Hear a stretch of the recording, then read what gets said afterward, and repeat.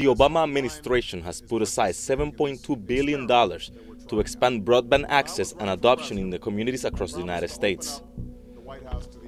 Preliminary reviews of the first and second round of awardees, it appears that no U.S. Latino organization is on the list of awardees, meaning that this important step will not accomplish the goal to close the existing gap between those with effective access to digital information and knowledge and those with very unlimited or no access at all.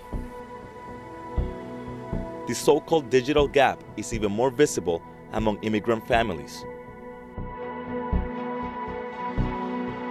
Lamentablemente, la cuestión económica, pagar un internet equivale a 30.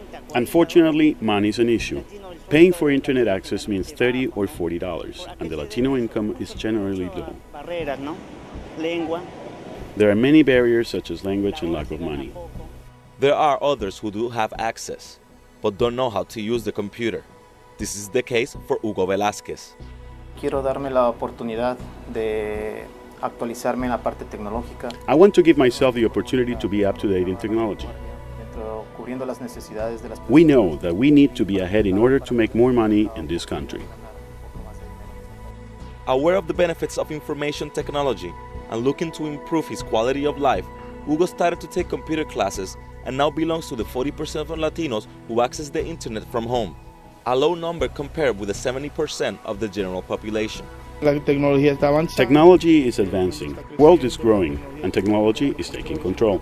And if Latinos continue to work as low-skilled workers, they will be left behind because there is not so much need for blue-collar labor anymore. Hugo, like many other students, has a full-time job, but he knows that the education that he's acquiring is the only way to keep building a better future for himself and his family. Yo como hispano me siento con la obligación. As a Hispanic, I am bound to continue studying computer skills in order to help my kids with their homework and their education. Diaria de ellos.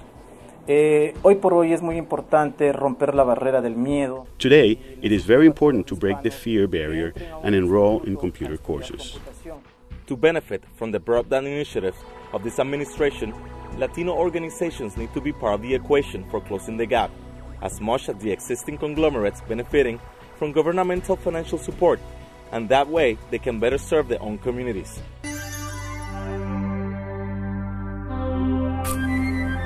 Joe, whether you're talking about mail at the beginning of the 19th century or radio in the first half of the 20th century, a lot of the regulation, the thrust behind it was universal access, so that anyone who had the device could get content, or anyone who had a mailbox could get a newspaper.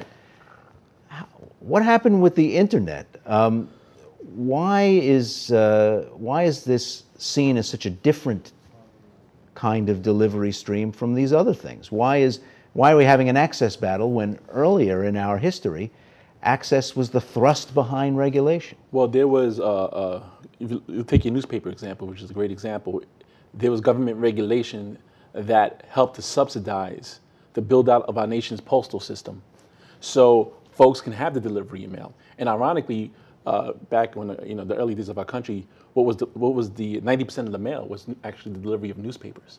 So the government understood that this country was growing in such a vast way that it needed to connect the nation through news and information, newspapers, information, but it needed a postal system that is subsidized to make sure the mail gets out to every part of our country. Now, with broadband, we have private control over these big companies control broadband access, and it's not cost effective for them to build out broadband in certain areas because there's not enough money for them. And so government needs to step in and help to subsidize, which they did last year, the beginning of the first step, and to try to build out broadband in rural areas. And because this is privatized, this is big companies controlling these pipes, and there's a lack of competition. I mean, you only have two choices at best in the big cities for your broadband provider. As the gentleman said in the setup piece, the cost. It is too expensive for a lot of people. The FCC recent study showed that cost was the #1 reason why people didn't adopt. So broadband is actually available in like 95% of our nation. Household have access to broadband, but only 65% actually adopt. So there's a big adoption gap there.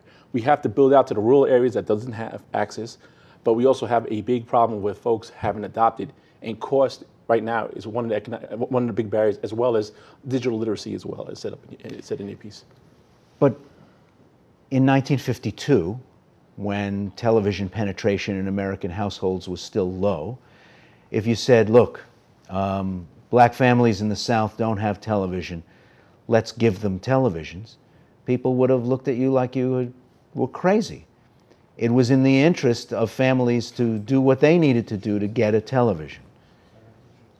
Why should access to broadband, another stream of content and information, be subsidized, be regulated, so that it must be made available to the poor and people of color? It should be subsidized if necessary, because the way our society is developing, you won't be able to pay a bill unless you do it over the internet. You won't be able to use your credit card unless you have some kind of internet connection. All of our commerce is beginning to take place over the internet in the same way that the telephone itself was so important to our society during the preceding 75 years. It bound us together as a society. It had more value to our society as a whole than it had for each individual that was connected, because the connection of everybody made it more valuable. Well, the internet is exactly the same way.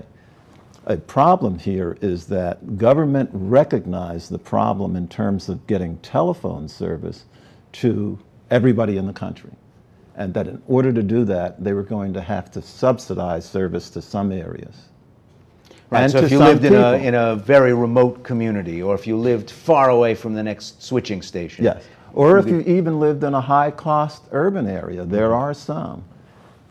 What government did was it developed the Universal Service Fund to subsidize the extension of service to those areas that were not on their own cost-effective, and that's how we got to 99.9% coverage for telephone service.